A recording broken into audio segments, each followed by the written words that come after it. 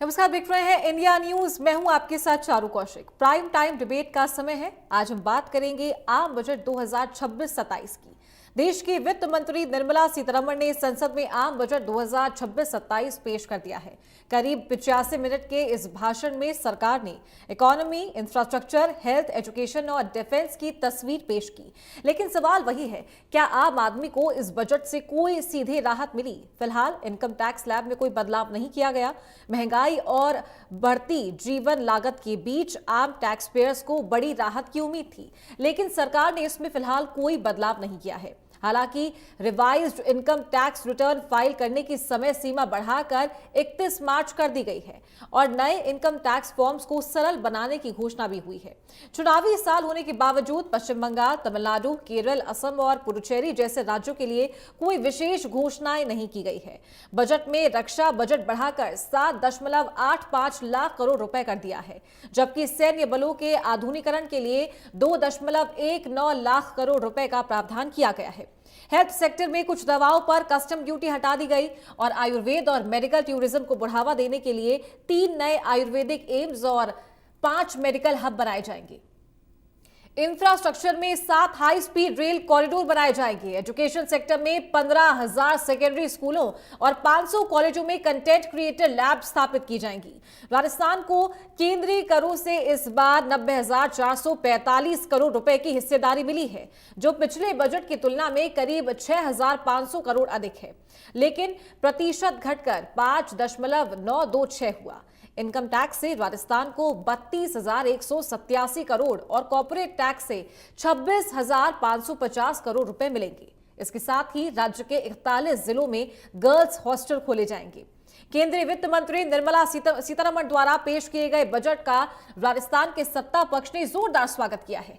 मुख्यमंत्री भजनलाल शर्मा ने निवास पर बजट देखने के बाद इसे समावेशी और दूरदर्शी बताया। उन्होंने पीएम मोदी और वित्त मंत्री का आभार व्यक्त करते हुए कहा कि ये बजट निवेश और रोजगार से इकोनॉमिक ग्रोथ को बढ़ावा देने वाला है। तो वहीं विपक्ष ने इस बजट को निराशाजनक बताया है।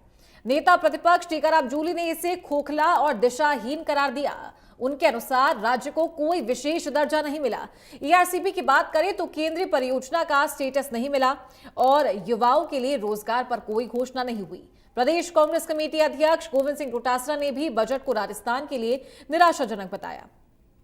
तो आज की हमारी प्राइम टाइम डिबेट इसी मुद्दे पर केंद्रित है और चर्चा में हमारे साथ कुछ खास मेहमान भी जुड़ेंगे, उनका तारुफ आपसे करवाएंगे। तो आज बजट पर ये पूरा फोकस रहने वाला है।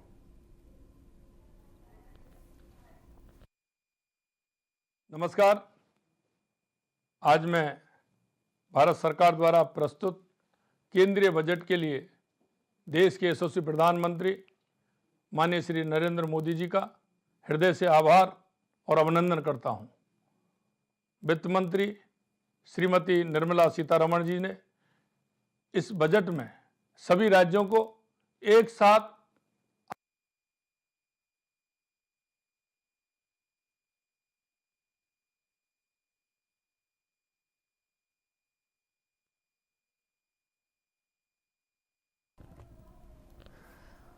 तो राज्य सरकार ने इस बजट का दिल से स्वागत किया है। मुख्यमंत्री ने कहा कि इकोनॉमिक ग्रोथ बढ़ाने वाला ये बजट है। इसी के साथ विपक्ष ने बताया कि ये बजट निराशाजनक है, कोई विशेष दर्जा सरकार को नहीं दिया गया है।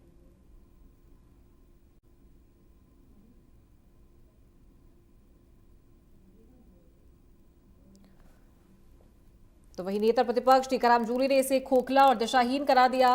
उनके अनुसार राज्य को कोई विशेष दर्जा नहीं दिया गया। केंद्रीय परियोजनाओं की अगर बात हो रही है तो ईआरसीपी को केंद्रीय परियोजना का स्टेटस नहीं मिला और युवाओं के लिए रोजगार पर कोई घोषणा नहीं हुई। तो प्रदेश कांग्रेस कमेटी अध्यक्ष गोविंद सिंह डोटासरा ने भी बजट को राजस्थान के लिए निराशाजनक बताया है। नमस्कार। आज मैं भारत सरकार द्वारा प्रस्तुत केंद्रीय बजट के लिए देश के यशस्वी प्रधानमंत्री माननीय श्री नरेंद्र मोदी जी का हृदय से आभार और अभिनंदन करता हूं। वित्त मंत्री श्रीमती निर्मला सीतारमण जी ने इस बजट में सभी राज्यों को एक साथ आगे लेकर चलने का महत्वपूर्ण विजन प्रस्तुत किया है। इसके लिए मैं उनका धन्यवाद ज्ञापित करता हूं। कर्तव्य भवन में तैयार किया गया ये पहला बजट तेज आर्थिक विकास, लोगों की आशाओं और आकांक्षाओं पर खरा उतरने और सबका साथ सबका विकास के 3 कर्तव्यों को समर्पित रहा है। ये बजट बताता है कि पूरा देश 7% की विकास दर के साथ पाथ ब्रेकिंग रिफॉर्म एक्सप्रेस पर शानदार परफॉर्म कर रहा है। सही मायने में यह बजट युवा, महिला, किसान, वंचित, गरीब और आम आदमी का बजट है।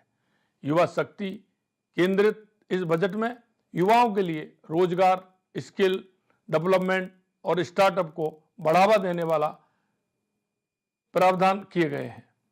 सी मार्ट खुलने से गांव की हमारी लखपति दीदियों अब अपने व्यवसाय को और आगे बढ़ाकर बिजनेस वूमेन बन सकेंगी। हर जिले में एक गर्ल्स हॉस्टल खोले जाने से बेटियों को आगे बढ़ने के और अधिक अवसर मिलेंगे। कैंसर की 17 दवाइयों में कस्टम ड्यूटी पर छूट से इस गंभीर बीमारी से लड़ने में सहायता मिलेगी। इस बजट ने देश के छोटे बड़े उद्योगों, उत्पादकों, कारीगरों और कामगारों को वैश्विक बाजार में जाने के लिए नई दिशा दिखाई है। माननीय प्रधानमंत्री जी ने इस बजट के माध्यम से राजस्थान को विकास की मुख्य धारा में और अधिक मजबूती से जोड़ने का काम किया है। बीबी रामजी योजना में नरेगा की तुलना में 86,000 करोड़ से बढ़कर 95,692 करोड़ राशि का आवंटित किया है। राजस्थान को इससे अतिरिक्त राशि मिलेगी। पशुपालन राजस्थान की अर्थव्यवस्था का प्रमुख हिस्सा है। Loan lift capital investment subsidy scheme से पशुपालकों को भरपूर लाभ मिलेगा। राजस्थान में हमने हाल में सेमीकंडक्टर नीति और डेटा सेंटर नीति जारी की है। बजट में 40,000 करोड़ रुपए से इंडिया सेमीकंडक्टर मिशन 2.0 के शुरू होने का फायदा निश्चित रूप से राजस्थान को भी मिलेगा। इसी प्रकार डेटा सेंटर और क्लाउड सर्विसेज को जो इंसेंटिव दिए गए हैं उनमें भी राजस्थान लाभान्वित होगा।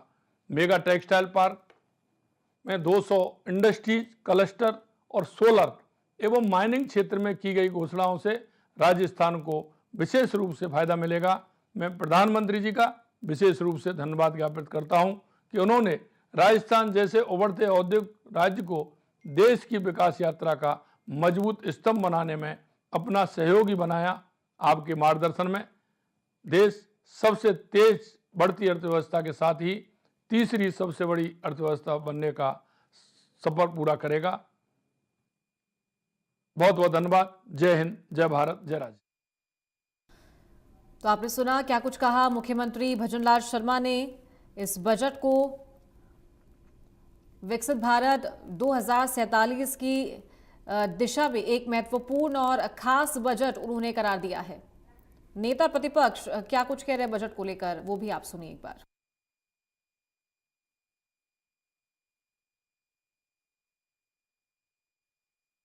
बजट आया है एकदम ही दिशाविहीन बजट है और बजट जैसे ही सरकार ने पढ़ा तो हाथ के हाथ शेयर मार्केट गिर गया है। ये बता रहा है कि जो निवेशक है उनको भी हजारों करोड़ का नुकसान आज ही हो गया एक ही दिन के अंदर। और बजट दिशाहीन था इसलिए शेयर मार्केट गिरा है। नहीं, जब बजट अच्छा आता है तो शेयर मार्केट तुरंत जो है